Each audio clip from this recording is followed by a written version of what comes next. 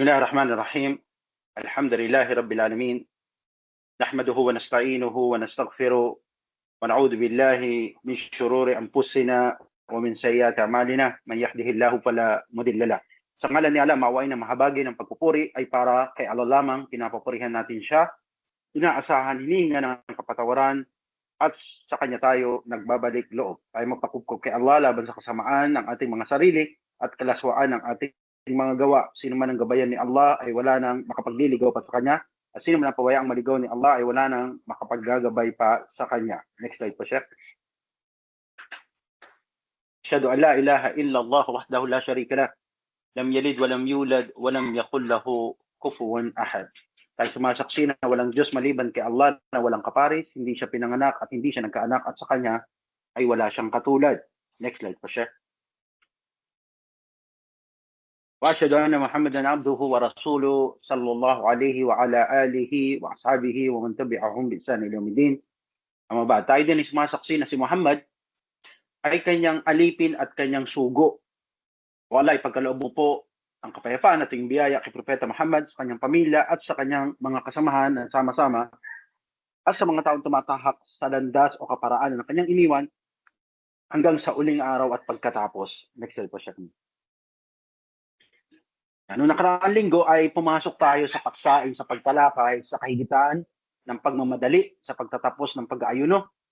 At ngayong araw ay itutuloy natin ang naiwang bahagi ng pagtalakay dito kung ano naman ang kinain ng sugo ni Allah SAW sa kanyang iftar at ano ang kanyang sinabing dua sa pagtatapos ng kanyang iftar. Next slide po siya.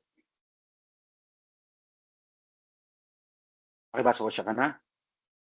عن سهل بن سعد رضي الله عنه أن رسول الله صلى الله عليه وسلم قال: لا يزال الناس بخير ما أجلوا الفطرة. Kami si Sahal bin Sa'ad, kalugdan nawa siya ni Allah, na ang sugo ni Allah sallallahu alaihi wasallam ay nagsabi, hindi maaalis ang mga tao sa kabutihan sa Ramadan hanggat sila ay nagmamadali sa pagtatapos ng kanilang pag-aayuno. Ta'ammul, no? Sabi ng mga scholar, ta'ammul. Tayo ay mag-focus dito, no? Unawain yung hadith na binanggit ni Propeta Muhammad SAW. Hindi anya tayo maaalis sa kabutihan sa Ramadan hanggat nagmamadali tayo sa pagtatapos ng ayuno. Next slide po siya. Ibasa po siya ka na.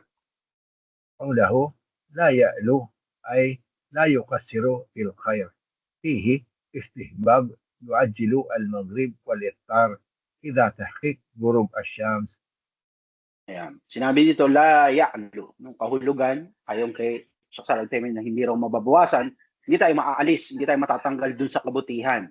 Na kung saan dito pinapakita sa atin, ang maana nito na kaibig-ibig na tayo magmadali sa ating maghrib at iftar.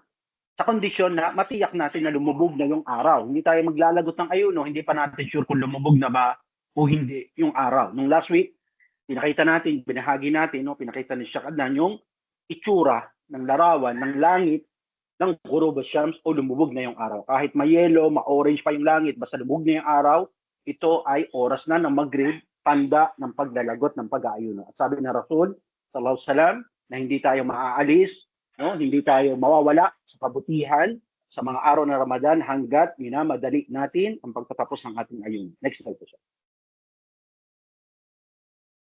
Ayan, pakibasa po sa kanan. سعد أحمد عن أبي ذر وفي روايته لا تزال أمتي على سنتي ما لم تنتظر بفترها النجوم. Ayan. Dito sinabi natin na bakit natin nabanggit itong bagay na ito, no? Kasi sa ibang ulat sinabi ni Imam Ahmad, Wazad al-Ahmad, na si Abu Dhar al-Ghaffari radhiyallahu anhu, no? Sa ibang ulat nagsabi na hindi mawawala ang aking nasyon. Ang sabi ng Rasul sallallahu alaihi wasallam, la yazalu ummati. Tinutukoy tayo, no? Sa kanyang sunna hanggat hindi natin inaantay na lumitaw yung bituin bago mag-iftar. Bakit natin nabanggit ito? Kasi yung mga tao, sabi natin, na may mga grupo ng mga tao tulad ng mga Yahudi wa Nasara at ang mga Shia, no?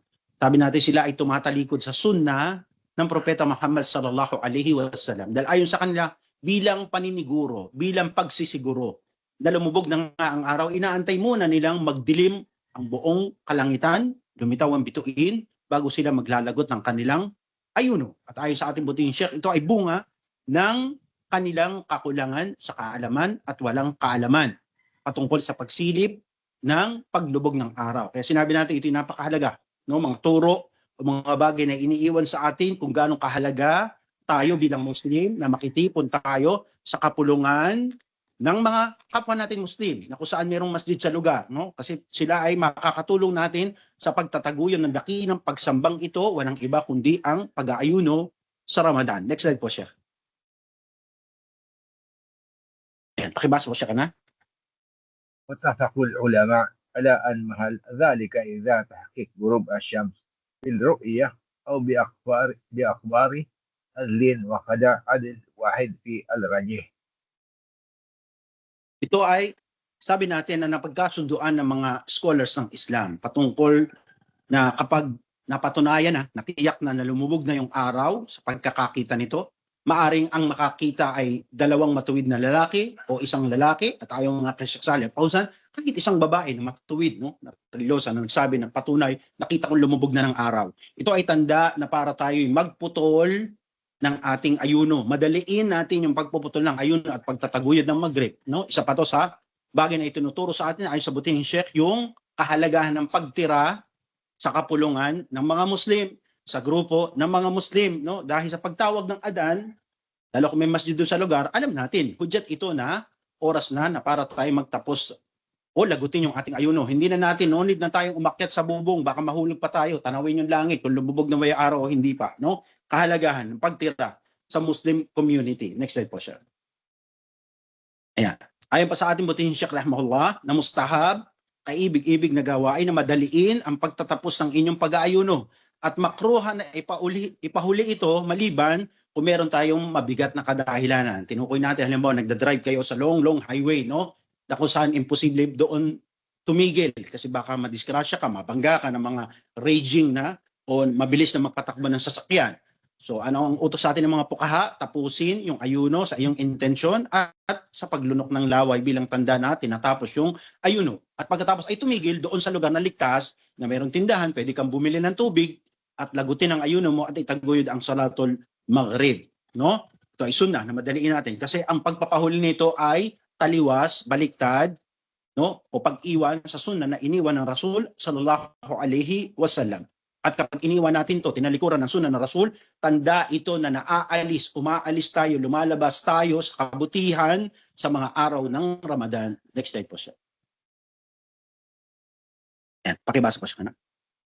وعن أبي عطية قال دخلت أنا ومسروق على عائشة رضي الله عنها فقال لها مسروق رجولا من أصحاب محمد صلى الله عليه وسلم كلاهما لا يعلو عن الخير أحدهما يؤجل المغرب والإفطار والآخر يؤخر المغرب والإفطار فقالت من يؤجل المغرب والإفطار قال عبد الله يعني ابن مسعود فقالت هكذا كان رسول الله صلى الله عليه وسلم يصنع. Na sabi doon ni Abi Atiya, no? Sabi natin ito maraming pawaid tayo na matututunan sa hadith na ito, no? Una, sabi natin kung gaano yung kahigitan ni Aisha radhiyallahu anha.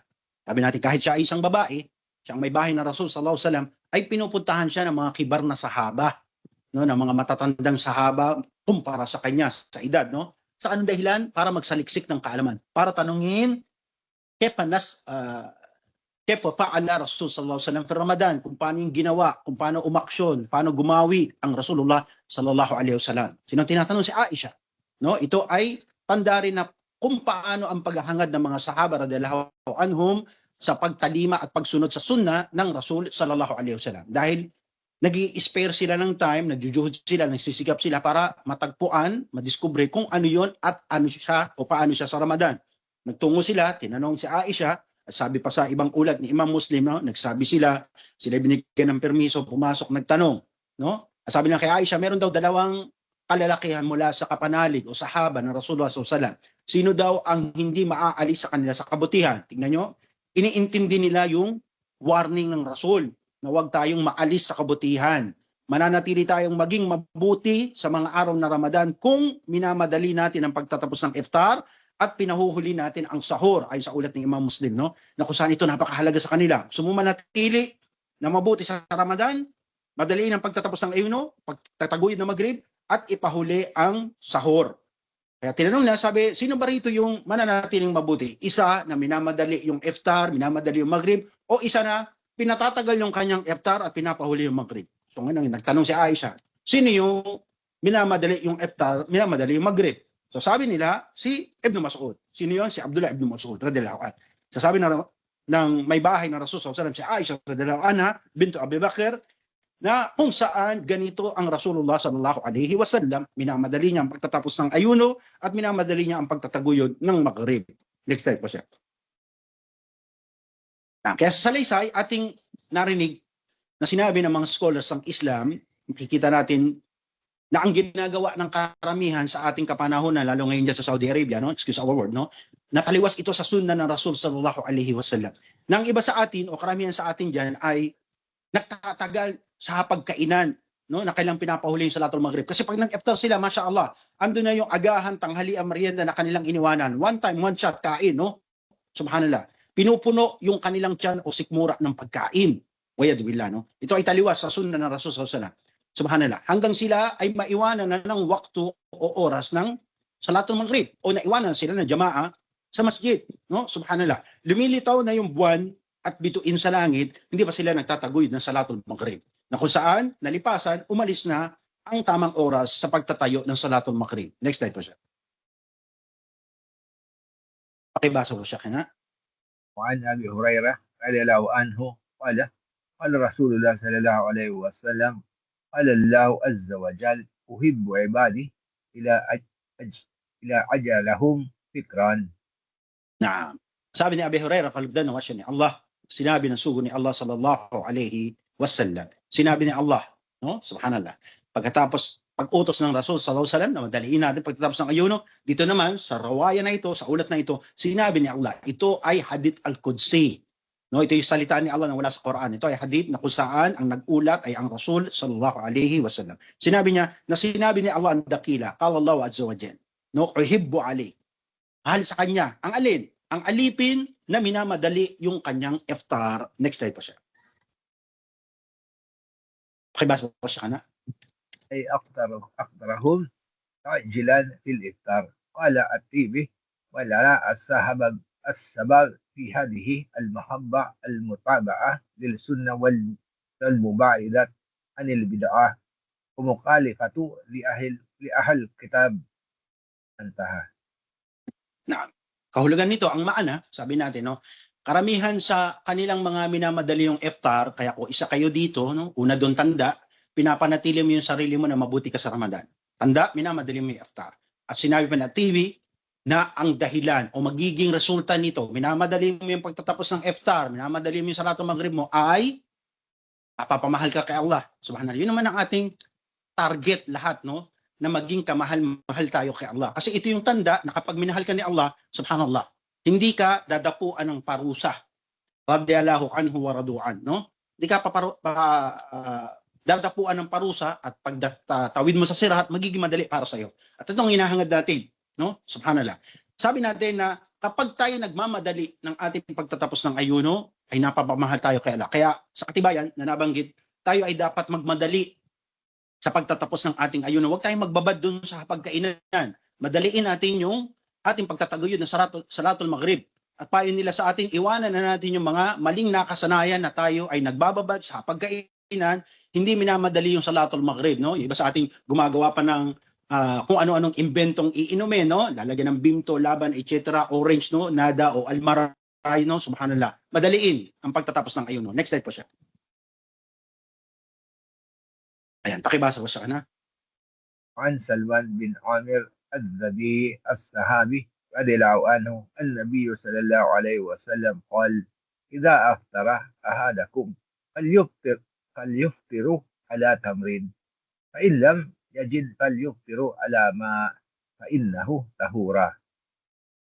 Kaya gusto niyo malaman, paano ba nag-iftar? Paano nagtapos ang sugo ni Allah sallallahu alaihi wasallam? Paano naglagot ng ayuno ang propeta Muhammad sallallahu alaihi wasallam? So sabi ni Amr bin Ad-Dabi'i as-Sahabi radhiyallahu anhu, na ang propeta sallallahu alaihi wasallam kapag siya'y nagtatapos, no, nakita nila, nasaksihan nila, sila yung mga saksi, no? Sila ay mga testigo. Sabi, kapag nagtapos ng pag-aayuno, no? Ang sabi ng Rasul sallallahu alaihi wasallam, pag-utos sa kanila, kapag kayo ay nagtapos ng pag-aayuno, kumain kayo ng dates o datiles.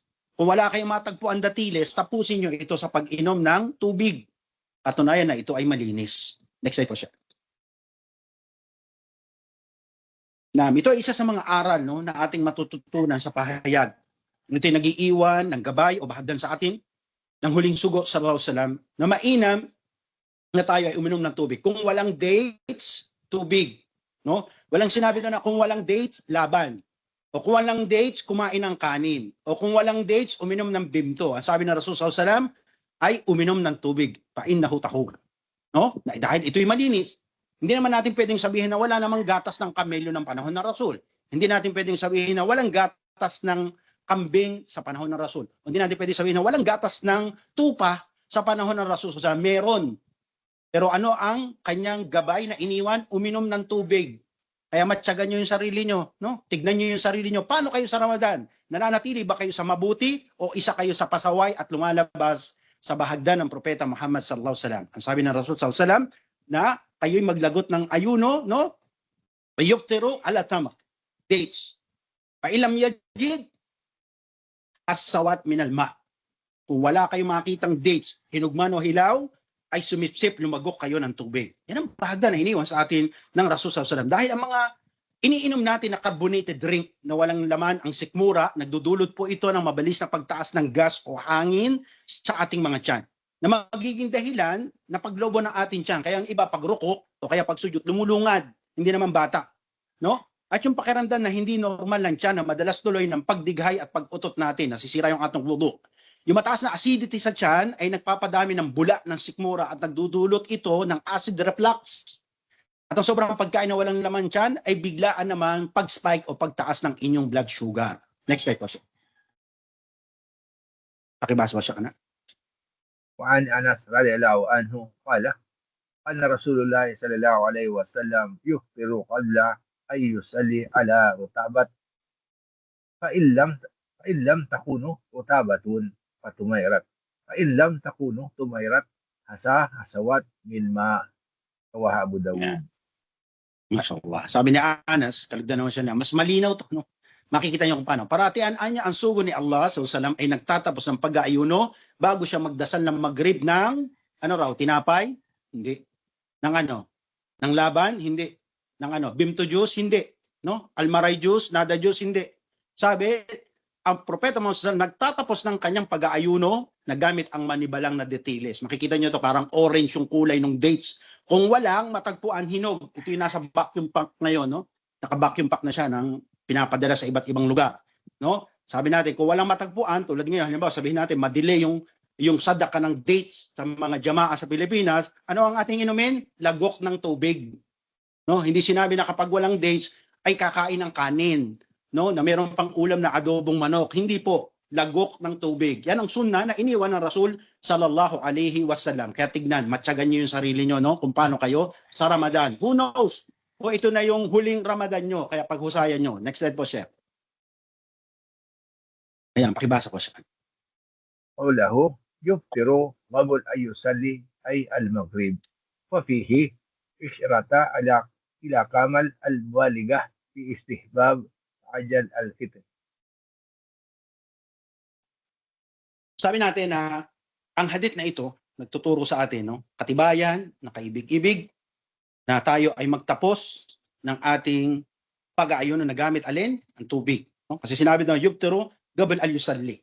Ito yung nagmamadali o pagmamadali ng Rasul sallallahu alaihi wasallam na iniwan sa ating bahagdan. No, wag naman kayo sobrang magdali at baka kayo madapa. Ibig sabihin, madaliin yung pagtatapos ng ayuno, wag kayong magtagal doon sa hapagkainan. At tinuro nga ng Rasul, di ba? Kung walang dates, tubig lang. Hindi sinabing kumain kayo, tubig.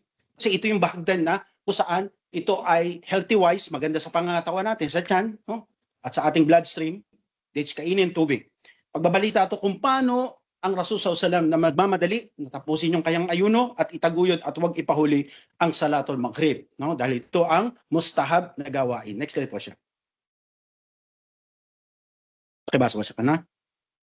الحديث دليل على استحباب الإفطار بالرطب فإن إدامة بالتمر فإن إدامة بالماء. Kita niyo yung bahagdan, di ba? Kaya ito yung hindi pwedeng sabihin na, hindi kasi nakahatag na yung pagkain eh. Ano bang gusto natin? Manatiling mabuti o hindi? Nasa inyo ang pasya. No? Pakita niyo yung bahagdan. Sabi sa salaysay, katibayan, nakaibig-ibig, magtapos tayo ng pagkain ng manibalang na datiles. Kaya pursa, pagkakataon to sa inyo, nandiyan kayo sa Middle East, no? Nasusunod nyo tong sunna na ito. Kain manibalang na dates. Kung wala, hinog. No? Yun yung mga naka-vacuum pack na. O kaya sabi natin, may nabibili dyan na per kilo. Kung wala naman, ay tubig. Tubig na lamang, hindi juice, hindi laban, tubig. Ito ay paglilinaw din sa atin na kung walang datili sa ating lugar, mas inam po, no? Na iniiwan sa ating bahagdan ng Rasul. Hindi nyo pwedeng sabihin na walang gatas ng panahon ng Rasul. Meron. May asir din, no? Subhanallah. Merong pomegranate na juice noon pero hindi niya ininom. Ano ininom niya? Tubig. Tapos anong ginawa? Nagbandali, nagtaguyod ng Salatul Maghrib. Ito ay mabuting kaparaanan dahil ito ay naglilinis sa ating sigmura at bituka. At ang iba sa atin, kung ano ang agad ng kinakain at iniinom, no? Kala mo na naiwan ng matagal sa kusina o pinagdamutan ng pagkain ng matagal, no? Na siglo. Kaya subhanallah, pagkain, hindi kain lamon. Ito ay taliwas sa sunnah ng Rasul sallallahu alaihi wasallam. Next slide po. Yan. Pakibasa ba siya? Ano?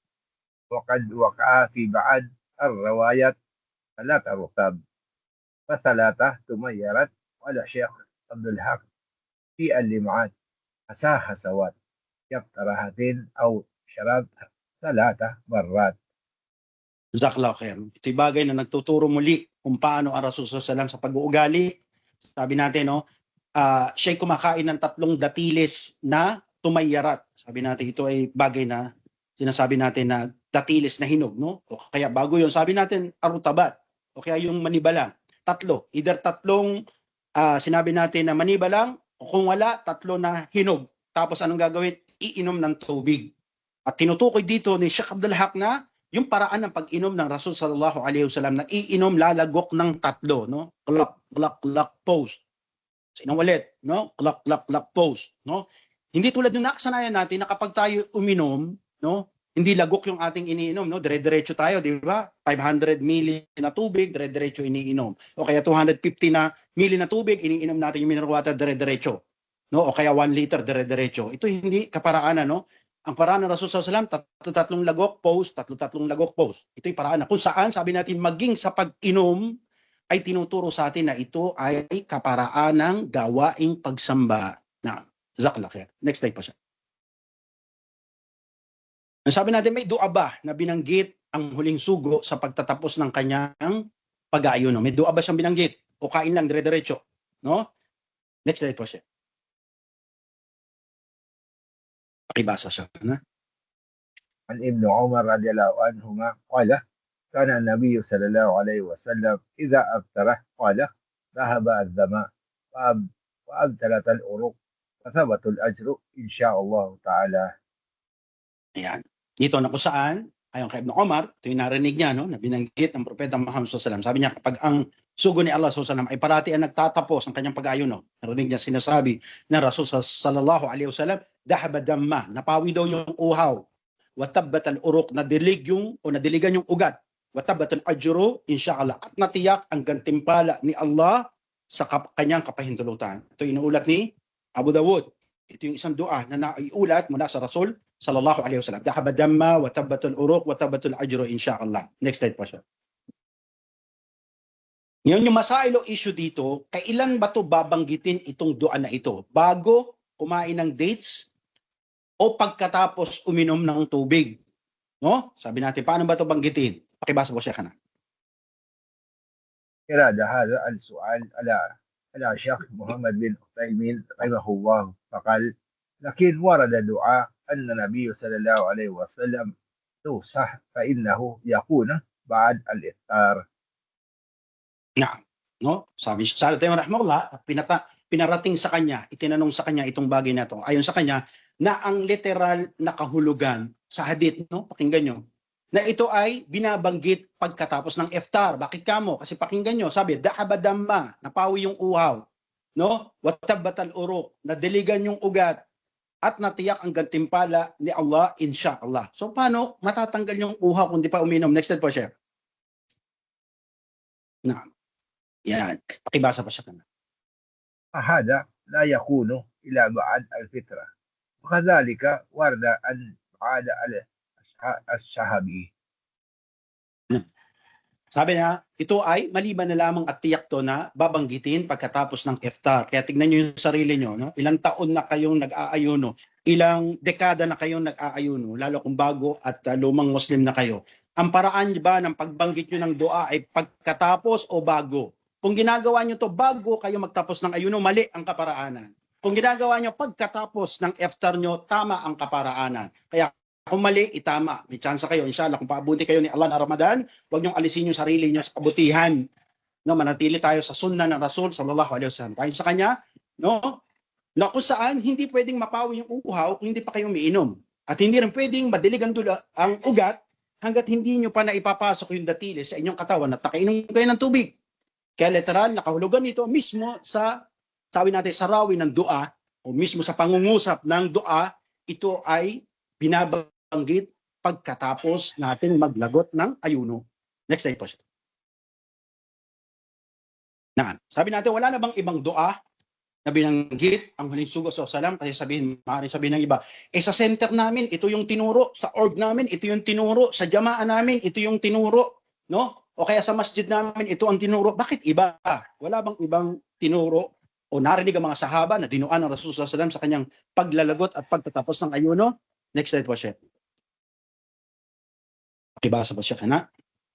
عن معاذ بن سحرة قال أن النبي صلى الله عليه وسلم كان إذا أفطر قال اللهم لك صمت وعلى رزقك أفطرت. رواه أبو داود مرسلا. Masya Allah. Sa Muad bin Zahra, kaya huwag na kayo magtalo, ano bang dua para ito na iulat, no? Sabi natin, ito naman ay inuulat ni Abu Dawud. Sabi niya, narinig niya Rasul SAW, hindi siya papahuli. Si Muad bin Zahra nagsabi, narinig ko rin ng Rasul SAW, nagdua. Sabi niya, Allahumma lakasumtu, o Allah, dahil sa iyo, ako'y nag-ayuno. Kaya ito yung maganda pagtuturo sa atin ng ikhlas. No? Sabi daw, Allahumma lakasumtu, dahil sa iyo, kaya ako nag-ayuno. No? Hindi para sa ibang dahilan. Hindi para makita ng ating mga kasamang Muslim na nag-aayuno rin tayo. Kaya hindi para makita ng kung anumang organisasyon ng Islamic Center at mga mudira na nag-aayuno rin tayo. Nag-aayuno tayo para kay Allah. Allahumma lakasumtu wa ala rizqika aftartu. At sa iyong biyaya, ako ay nagputol ng ayuno. At ayon din sa ating butihing Sheikh na ang dua na ito ay bibigkasin pagkatapos tapusin ang pag-aayuno. Hindi bago. Laysa min qabl. No? Hindi bago kayo sumubo, magdudua kayo, dakabadama, watabatul urok, mali. Gagawin to pagkatapos, ha? Kaya kung yung mga maling kaparaanan na ginagawa niya ng mga nagdaan, pass na, inshallah kung paabutin kayo ng Ramadan, itama nyo. No? Next slide po siya. Yan. Pagkatapos natin paksain ang kahigitan ng pagmadali sa pagtatapos ng iftar, ay isunod naman natin paksain ang patungkol sa nakagawian nating gawin sa mga gabi ng Ramadan. Na ayon sa maaalam na kapag ito'y isinagawa, tanda ito, hudyat ito, na bukas ayuno na, bukas puasa na. Next slide po siya. Nasabi natin, karamihan sa mga Muslim ay nagugulat, nagtataka, no? Bakit umano parang meron tayong sobrang pagdarasal, lalo yung mga bago, huwag kayong magtaka, no? Sabi natin, bakit meron tayong sobrang pagdarasal na ginagawa sa gabi ng Ramadan? Hindi naman natin usual ito ginagawa, no? Tapos ang isya, wala na. Pero ito bakit pang haba? Bakit umano tayo nagdarasal ng sobra-sobra ang haba sa gabi ng Ramadan na animoy nagpapakabanal daw ang mga Muslim na baka daw tayo lumagpas over ng langit? Next slide po siya. Sabi natin, ano ba ang gawain ito na ating binabanggit? Walang iba kung hindi ang Salatul Tarawih. Gawain na ginagawa sa loob mismo ng mga gabi ng Ramadan. Dahil kung gawin natin ito sa ibang mga gabi, sa masjid, sa grupo, sa jamaa, ayon sa butihing Sheikh, ito ay gawaing bid'ah. No? Kaya ang Salatul Tarawih, ginagawa ito sa mga gabi lamang ng Ramadan. Next slide po, Sheikh. Kaya tanong natin, ang masaylo issue, tanong dito, ano ba ang Salatul Tarawih? Pakibasa po, Sheikh. Salatul Tarawih hiya min qiyamul layl. وليستا صلاتين مختلفتين كما يظنه كثيرا من الأوام وإنما سمي قيام الليل في رمضان في صلاة التراويح. Ang Salatul Tarawih ayon sa ating butihin Sheikh Al-Uthaymeen rahimahullah, ito'y Qiyamul Layl, no? Ito ay Salatul Tahajjud na ginagawa maaga, right after ng Salatul Isya. Ano ang hiwaga dito? Inilalapit ni Propeta Muhammad SAW sa mabuting gawain at gantimpala ang mga kamusliman, no? Sa mga gabi ng Ramadan. Ay sa paliwanag ng ibang mga scholar na dahil alam natin ang Propeta Muhammad SAW ang mahabagin, no? Siya ang pinakamahabagin sa mga propeta at alam natin kung gaano siya nag-aalala sa kanyang mga tagasunod. Na kung saan, ayon sa paliwanag ng mga scholar, dahil pati ng Rasul SAW na tayo nag-ayuno sa umaga, apoy, pagod, uhaw, gutom, no? Na kung saan pinangyari o ginawa niya na ito ay itayo pagkatapos right after ng Salatul Isya. Sa anong dahilan? Para ipadali sa atin, no? Ilapit sa atin ang gawaing kamahal-mahal kay Allah at ang bagay na magkakaroon tayo ng gantimpala. Kaya ito ay Qiyamul Layl actually, no? Ito ay tinawag na Salatul Tarawih dahil ito yung nakasanayan na ipapaliwanag ni Sheikh Adnan kung bakit, no? Subhanallah. Ito ay hindi magkaiba. Hindi ito dalawang uri ng pagdarasal na magkaiba, hindi po. Qiyamul Layl to na pinaaga lang, no? Itinatayo right after ng Salatul Isya at tinawag to kalaunan na Salatul Tarawih. Next slide po, Sheikh. Yan. Kaya sagutin natin, bakit ba ito tinawag na Salatul Tarawih? Kung Qiyamul Layl to at ginagawa ng maaga right after Salatul Isya, bakit siya tinawag na Salatul Tarawih? Saan ba ito nagsimula? O saan ito nagmula? Pakibasa pa siya ka na. Inna as-salaf rahimahullah kanu idha salluha istarahu ba'd kullu rak'atin aw arba'a min ijtihadihim fi tatwili salat qiyamul layl. التنامة لمواسم الأجر عظيمة الله تعالى أعلم. Sabi natin butihin Sheikh Al-Uthaymeen rahimahullah, bakit ito tinawag na Salatul Tarawih?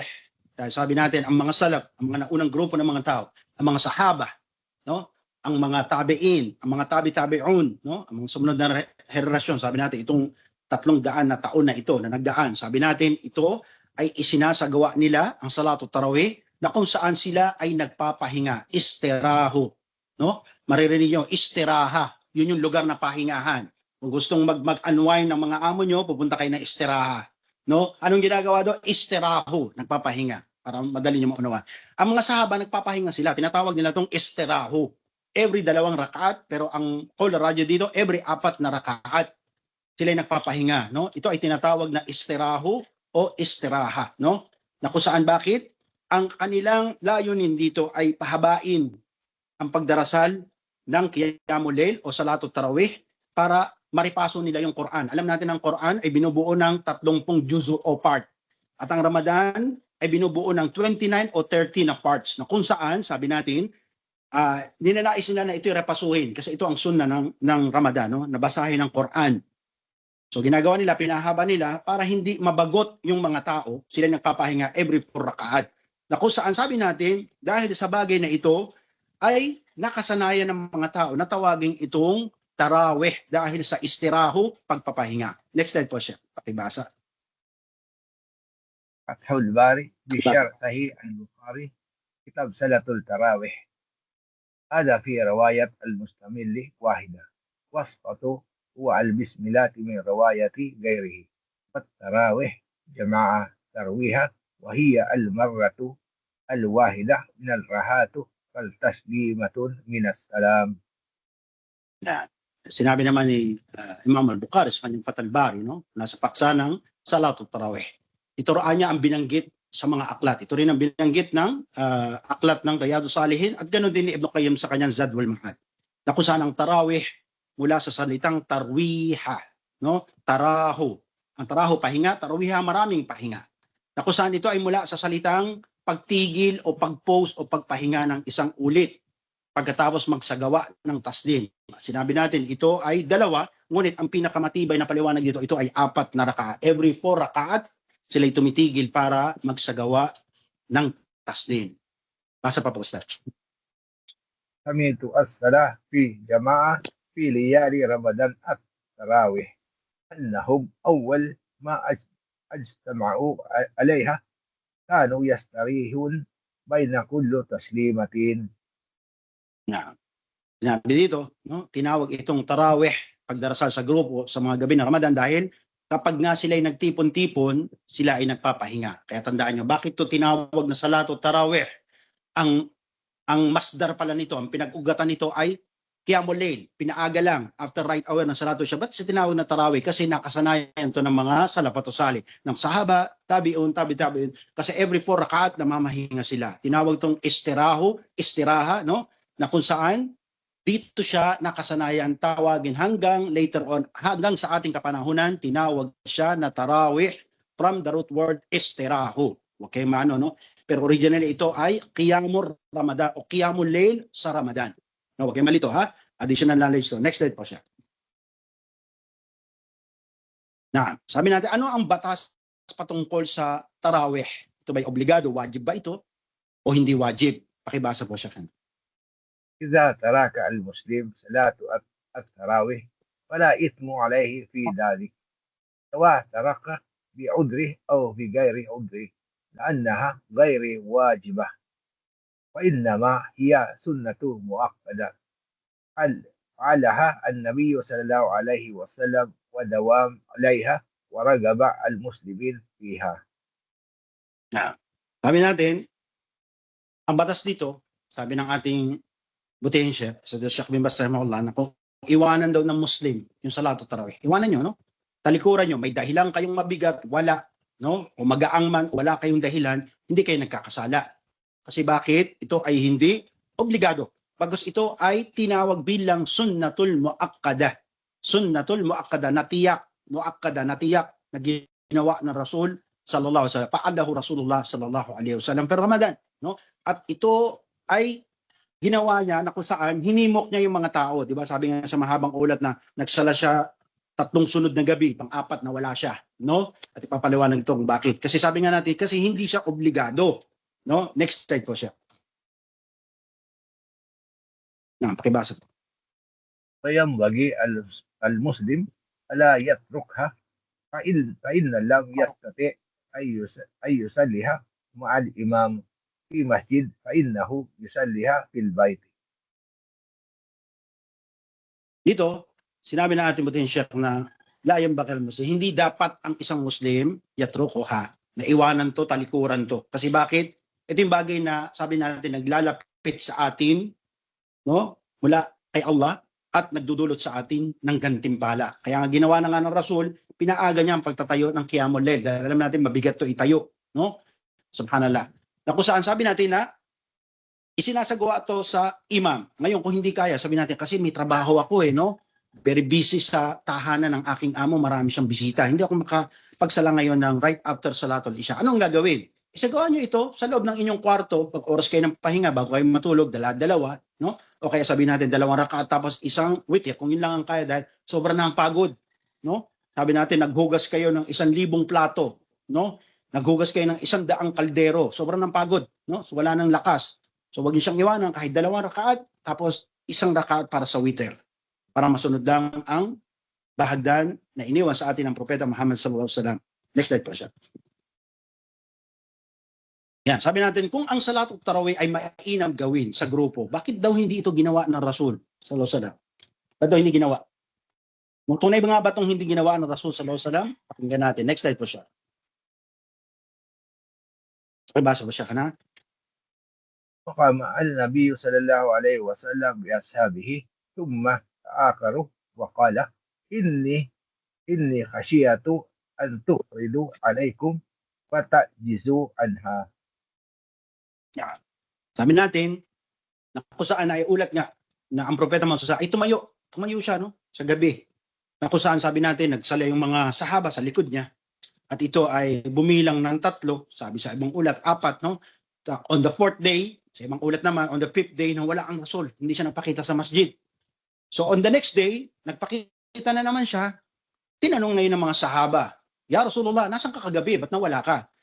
Ang sagot ng Rasul sallallahu alaihi wasallam, sabi natin siya ang sabi natin na mahabagin sa kanyang ummah, no? Tingnan niyo ang kanyang sagot. Sabi niya, kasi ako natatakot antafradu, na maging obligado ito sa inyo, alaykum, no? La ta'jizu anha, at baka hindi nyo kayanin. Alhamdulillah, no? Sabi natin sa pagiging mahabagin ng Rasul sallallahu alaihi wasallam. Pero ginawa ba ng Rasul Salatul Tarawih? Naam, oo. Ginawa niya. 3, 4 na gabi, sunod-sunod, nawala siya. Sa anong dahilan? Dahil natatakot siya na baka gawing obligado to ng mga sahaba, no? At maipasa to sa akin. Mahirap, no? Mahirap para sa atin at hindi natin kakayanan. Yun ang sabi ng Rasul sallallahu alaihi wasallam. Kaya ginawa ba ng Rasul sallallahu alaihi wasallam salatul tarawih? Oo, no? Ginawa niya. Yun nga lang, hindi siya nagtuloy-tuloy, na wala siya ng isang gabi, tapos yung sumunod na naman on the next night, napakita na naman siya para ipakita niya na ito hindi obligado, at isa pa, na ito ay, sabi natin na maaaring gawin sa loob ng kanyang tahanan. No? Kasi nung tanong si Aisha, ito'y umiwas siya sa mga tao para hindi maging obligado sa atin. No? Alhamdulillah. Next slide po siya. Yan. Sabi natin, kung hindi sumama sa grupo sa masjid ang isang Muslim o Muslim halimbawa, hindi niya sinagawa ang salatul tarawih, no? Paano niya ngayon gagawin to? Next slide po siya.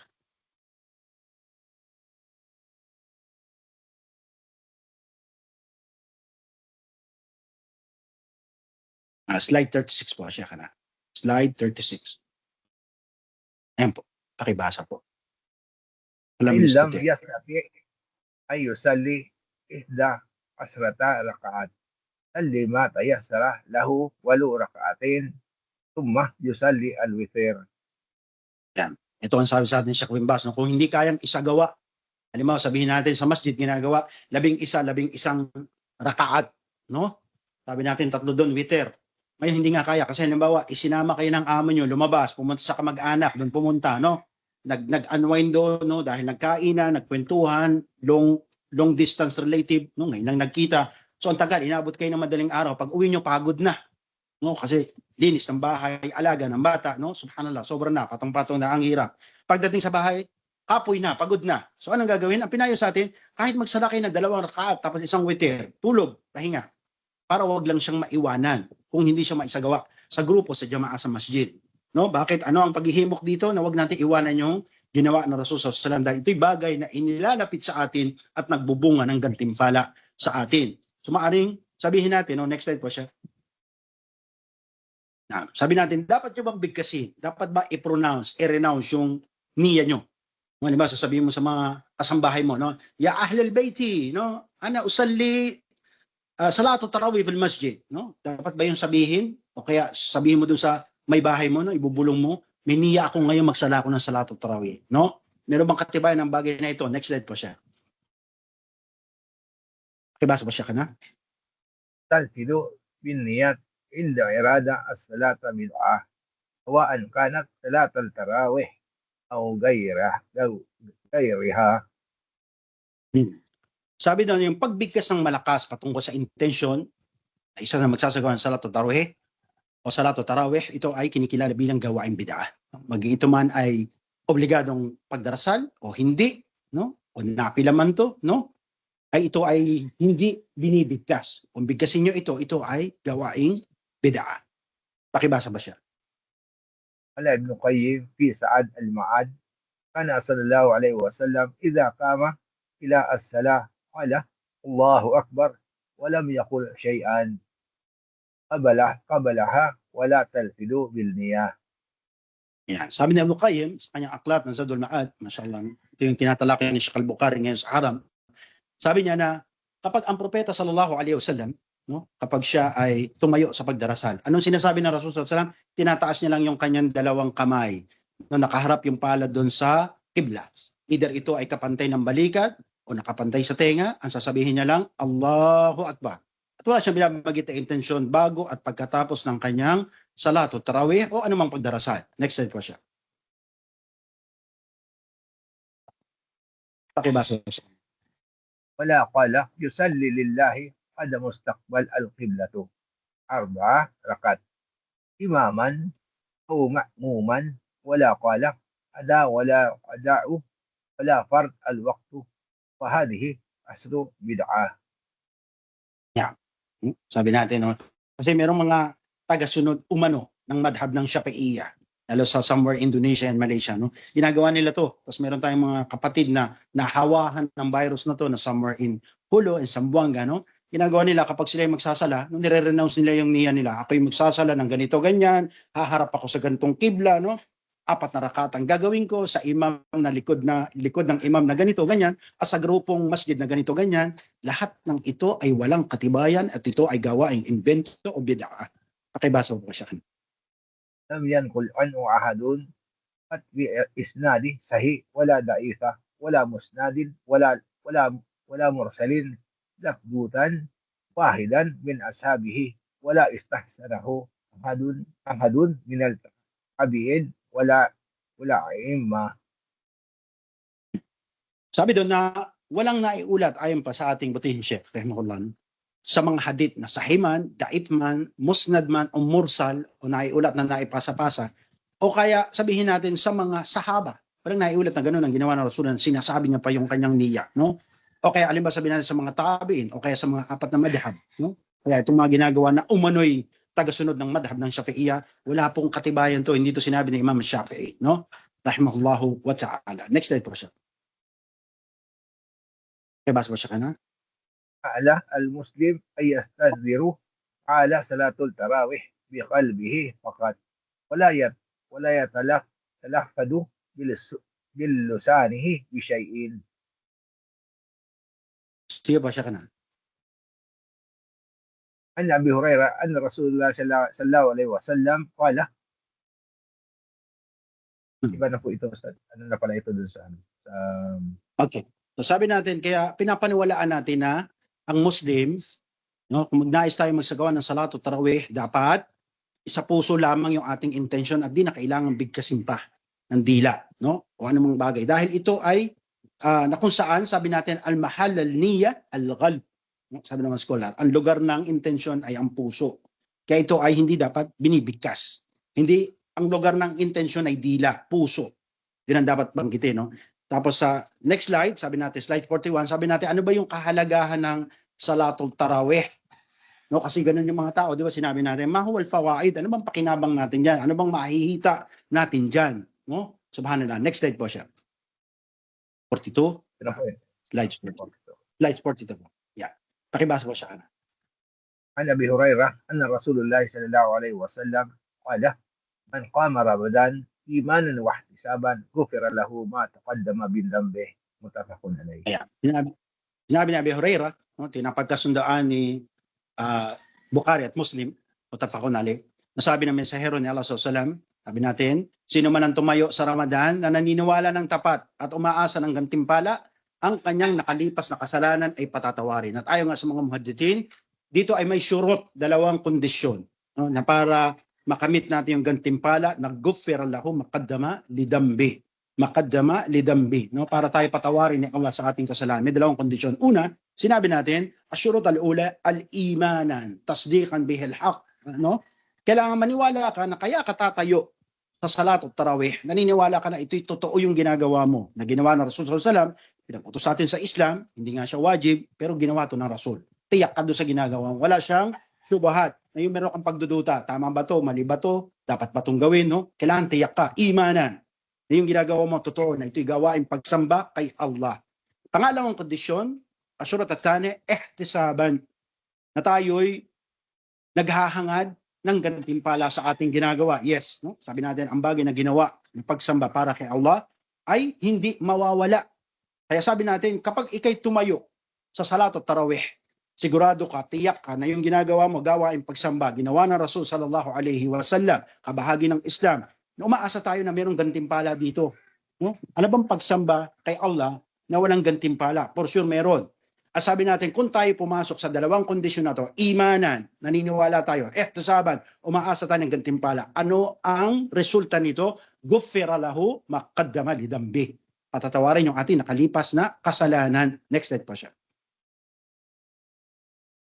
Na, sabi dito, al-marad bi qiyam Ramadan, as-salatu tarawih, no? Intifaq al-ulama ala istihabiha. Na kung saan sabi natin, ang nilayon na pagtayo dito, yung tinatawag natin na qiyam Ramadan, ito yung salatu tarawih, walang pagdududa, no? Sabi natin, walang pagkakaiba sa mga skola na ito ay mustahab, kaibig-ibig na gawain. Yung nga lang, magkakaiba sila ng pananaw kung paano ba mas inam gawin. Ito ba'y gawin sa grupo-grupo o alam ba sa isang imam o sa masjid ba dapat gawin, no? Kasi meron nga naiulat noon sa mga sahaba. At tungkol dito, pakibasa ba siya? فقال الشافعي فقال الشافعي وجهر أصحابه وأبو حنيفة وأحمد وبعض المالكية وغيرهم أفضل صلاتها جماعة كما فعله عمر بن الخطاب والصحابة رضي الله عنهم واستمر عمل المسلمين عليه لأنه من الشعائر ظاهرات أصبح صلاة العيد. So sabi natin ayon kay Imam Shafi'i rahimahullah, jamhur ng mga sahaba, isabihin maraming mga sahaba, no, ang nag-ulat patungkol dito.